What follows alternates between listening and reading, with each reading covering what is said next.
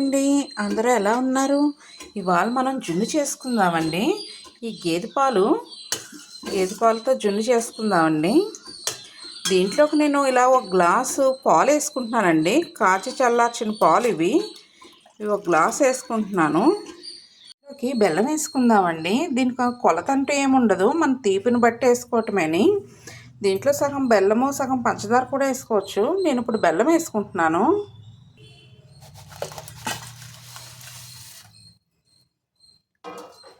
బాగా కలుపుకుందామండి.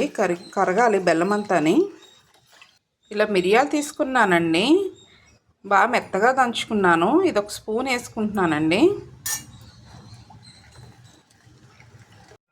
ఈ పాలల్లో బెల్లం అంతా కరిగిపోయిందండి. ఇప్పుడు దీన్ని మనం వడకట్టుకుందామండి. గిండికి నిండగా వేసుకోకూడదు, కొంచెం వెల్తిగానే వేసుకోవాలి.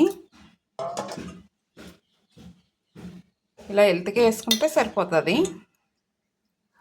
ఫిల్టర్ చేసుకున్న దాన్ని ఇలా ఇడ్లీ పాత్రలో పెట్టుకోవాలండి ఆవిరికి. దీనిపైన ఇలా మూత కూడా పెట్టుకోవాలండి. ఇలా ఇడ్లీ పాత్ర మూత పెట్టేసుకుని ఒక 10 నిమిషాలు ఉడికించుకోవాలండి.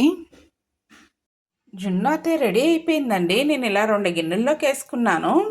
ఇలా ఒక చాక్ తీసుకుని ఇలా గుచ్చి చూస్తే తెలుస్తుందండి. ఏమీ అంటుకోకపోతే బాగా తయారైనట్టే మన జున్ను.